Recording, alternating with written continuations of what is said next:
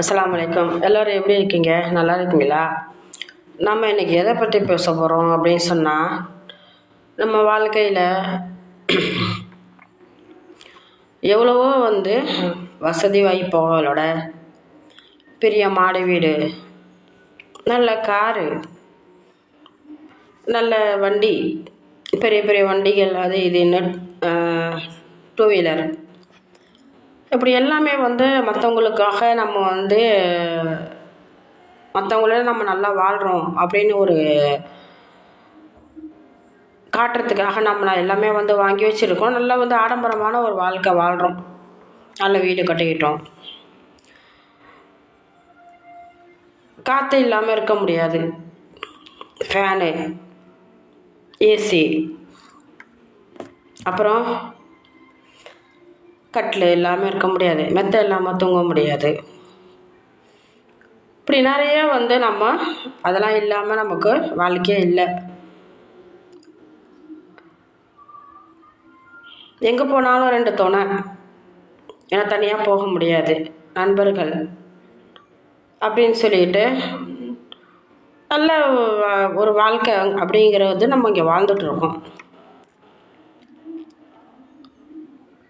இந்த உலகத்தில் நம்ம வாழும்போது என்னெல்லாம் நமக்கு ஒரு ஆடம்பரமான வாழ்க்கை இருக்கோ அது எல்லாத்தையும் நம்ம தேடி தேடி வாழ்ந்துட்டுருக்கோம். இதையும் தாண்டி ஒரு வாழ்க்கை நமக்கு இருக்குது அப்படின்னா நம்முடைய கபர் வாழ்க்கை. அந்த கபர் வாழ்க்கையை பற்றி நம்ம ஒரு நாள் கூட நினச்சதே இல்லை. அங்கே போனோடனே பெட்டெல்லாம் கொடுக்க மாட்டாங்க. நமக்கு பெட்டில் தான் தூங்குனா தூக்கம் வரும், நமக்கு கீழெல்லாம் படுத்தா தூக்கம் வராது, நம்ம போய் சொல்ல முடியாது. அங்கேயும் எப்பயும் நமக்கு பிள்ளைகள், கணவர், மனைவியாக இருந்தால் மனைவி, உறவினர்கள் யாருமே நம்ம துணைக்கு அங்கே வரப்போகிறதில்ல.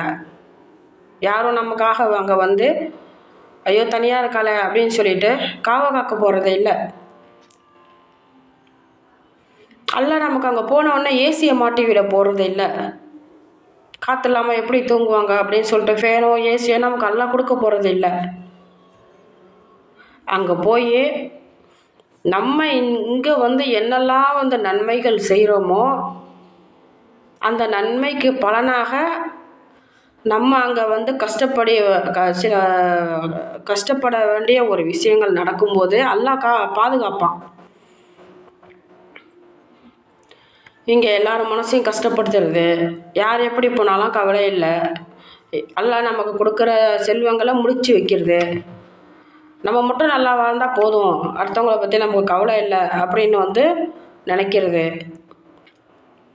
நம்ம எப்படினாலும் வாழலாம், வாழ தான் வந்திருக்கோம் அப்படின்னு நினச்சி நம்ம இஷ்டத்துக்கு வரமுறை இல்லாத ஒரு வாழ்க்கையெல்லாம் வாழ்கிறது. இப்படி எல்லா ஆட்டங்களும் நம்ம இங்கே ஆடிக்கிறோம். மறுமை அப்படிங்கிறது ஒன்று இருக்குது, இந்த கபர் வாழ்க்கை அப்படிங்கிறது நமக்கு ஒன்று இருக்குது. நம்ம அடுத்து அங்கே தான் போகணும் அப்படின்னு யாருமே நினைக்கிறதே இல்லை.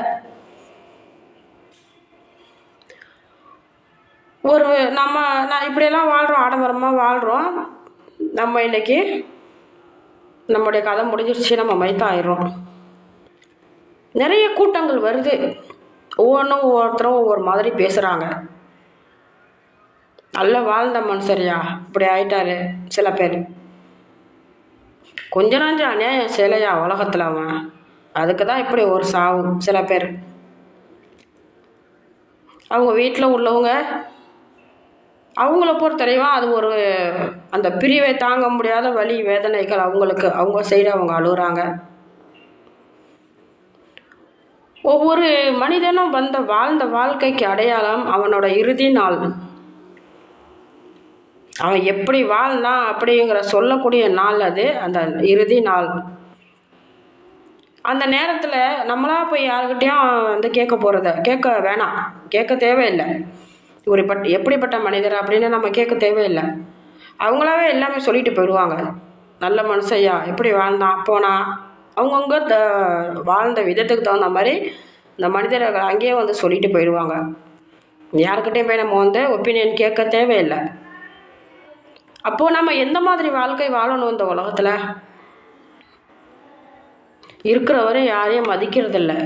எனக்கு எல்லாமே தெரியும் அப்படிங்கிற ஒரு நினப்பு, என்கிட்ட எல்லாமே இருக்குது, நான் யாரையும் வந்து சார்ந்து வாழணும்னு அவசியம் இல்லை அப்படிங்கிற ஒரு எண்ணம். நாளைக்கு இப்படி ஒரு வாழ்க்கை நமக்கு இருக்கிறதேங்கிறது ஞாபகமே இல்லை. இப்படியெல்லாம் நம்ம வந்து வாழ்ந்துடுறோம் அந்த உலகத்தில். இதுக்கு மேலே ஒரு வாழ்க்கை நமக்கு இருக்க அப்படின்னு ஒரு நாள் கூட நினச்சி பார்த்ததே இல்லை. அங்கே போகிறோம், பாம்பு, பயங்கரமான பாம்பு, இது வாழ்நாள் வரையும் பார்க்காத பாம்புலாம் அங்கே வருது. கபரில் பார்க்குறோம், குலை நடுங்குகிறது. சில மலக்குமார்கள்லாம் வராங்க, நல்லவர்களும் வராங்க, கெட்ட மலக்குமார்களும் வராங்க. அவங்கவுங்க தகுந்த அவங்கவுங்க என்னெல்லாம் வந்து செய்க நன்மை தீமை கணக்கிட்டு அவங்கெல்லாம் வருவாங்க. அல்லாஹ் சொல்லுவான், அவங்க கபரில் வந்து அல்லாஹ் வந்து இந்த நரகத்தை வந்து காட்ட சொல்லி, திடீர்னு ஒரு அனல் காற்று, தாங்க முடியாத வேதனை. யா அல்லாஹ், என்னை ஏன் எப்படி என்னை குடும்பம் செய்கிற, என்னை விட்டுடு, நான் வந்து உலகத்தை போய் நன்மை செஞ்சுட்டு நான் திரும்பி அப்புறமா வரேன். அல்லாஹ் விட்டுருவானா? சரி போயிட்டு வா, நல்லது செஞ்சுட்டு திரும்பி வா, நம்மளை அனுப்பி வைக்க போகிறான் இல்லையே. ஏன் இந்த ஆடம்பரம், ஏன் இந்த அட்டுழியம், ஏன் இந்த யாரும் வேண்டாங்கிற ஒரு எண்ணம், ஏன் உறவுகளை பிரிந்து வாழ்வது, ஏன் யாரையும் புரிந்து கொள்ளாமல் காயப்படுத்துவது? எத்தனையோ உறவுகள் வருஷ கணக்கானாலும் பேசுறதே இல்லை, பேசவே மாட்டாங்க. அவங்க என்னன்னு கேட்டாலும் பகை பிரச்சனைகள், நாங்கள் பேசுகிறதே இல்லை. ரொம்ப வருஷமாக நான் அவங்கள்ட்ட மூஞ்சில் கூட முழிச்சு பெருமையாக சொல்லிக்குவான். அங்கே போய் அந்த அந்த கபர் அடி 40 அடிகள் நம்மளை அடக்கம் பண்ணிட்டு 40 அடிகள் தள்ளி வரும் போதே எல்லாம் ஸ்டார்ட் பண்ணிடுறான். நமக்கான கவுண்ட் டவுன் ஸ்டார்ட். கேள்வி கணக்குகள், மலக்குமார்கள் எல்லாரும் வந்துடுவாங்க. எல்லாரும் கேட்கப்படும் கேள்விகளுக்கு பதில் சொல்ல முடியாது. என்ன சொல்லுவ? யாரும் நல்லா என்ன செய்தால் உலகத்தில், உன் ரப்பு யார், எப்படி நிறைய கேள்விகள் அடுக்கடுக்காக கேட்கும் போது நடுங்கும் நமக்கு. என்ன சொல்வது? நம்ம வாழ்ந்த வாழ்க்கை, அங்கே நம்ம வந்து சிறப்பாக பதில் சொல்வதும் சொல்லாமல் இருப்பதும் வாழ்ந்த வாழ்க்கை. குலை நடுங்கும், ஒன்றுமே சொல்ல முடியாது. நல்லா வாழ்ந்தவராக, நல்லது புண்ணியம் செய்தவராக இருந்தால் அல்லாஹ் கேட்குற கேள்விக்கு ஈஸா பதில் சொல்லிட்டு அவங்க வேலையை பார்க்க. அப்படி ஒரு வாழ்க்கை வாழலை அப்படின்னா அவங்க படுற கஷ்டம், வேதனைகள் சொல்ல முடியாது. அவ்வளோ வேதனைகள் நினச்சி பார்க்கவே கொலை நடுங்குகின்றது. என்ன அள்ளி கட்டிட்டு போக போகிறோம்? நாளைய இன்னைய வாழ்க்கை வாழ்கிறோம், இன்னைக்கு ஏந்திரிக்கிறோம், இன்னைக்கு தூங்குகிறோம், நாளைக்கு காலைல ஏந்திரிப்போமான்னு நமக்கு வந்து ஒரு இதே கிடையாது. நிரந்தரம் இல்லாத வாழ்க்கை, தலகணம், திமுரு, யார் பேச்சும் கேட்காதன்மை, யாரும் வேண்டாங்கிற ஒரு நானே எல்லாமே பார்த்துப்பேன் அப்படிங்கிற ஒரு எண்ணங்கள், இது எல்லாம் வந்து அங்கே வரப்போகிறது இல்லையே. நம்ம நல்ல விஷயங்களை என்ன சம்பாதிச்சு வச்சுருக்கோமோ அதுதானே அங்கே வருது. என்ன நன்மைகளை தேடி வச்சுருக்கோமோ அதுதானே வரப்போகுது. புறம்பேசுதல், அடுத்தவர்களை கேவலப்படுத்துதல், அடுத்தவரை தூற்றுதல், இதெல்லாம் வந்து நம்ம இங்கே செஞ்சுட்டு தானே இருக்கோம். யாராக இருந்தாலும் நம்ம வாழ்கிற வாழ்க்கை கொஞ்ச நாள் வாழ்க்கை, நிரந்தரம் இல்லாத வாழ்க்கை. அடுத்து நம்ம போக போகிற நிரந்தரமான ஒரு வாழ்க்கைக்கு நம்ம போவோம். அந்த வாழ்க்கை தான் நிரந்தரம். அதுக்கு என்ன தேவைகளோ அதெல்லாம் நம்ம இங்கே செஞ்சுக்கணும். நம்ம நன்மைகளை சேர்த்து மூட்டையாக கட்டி எடுத்து போக வேண்டும். பாவங்களை மூட்டையாக சுமந்து செல்லக்கூடாது. அல்லாஹ்வை பயந்து கொள்ளுங்கள், அல்லாஹ்வை நினையுங்கள், மனிதர்களை மதியுங்கள், நல்ல நன்மைகளை சேர்த்து கொள்ளுங்கள். அந்த வாழ்க்கைக்கு தயாராக இருக்கலாம்.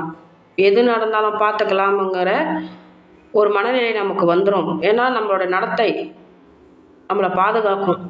இன்ஷா அல்லாஹ். அஸ்ஸலாமு அலைக்கும்.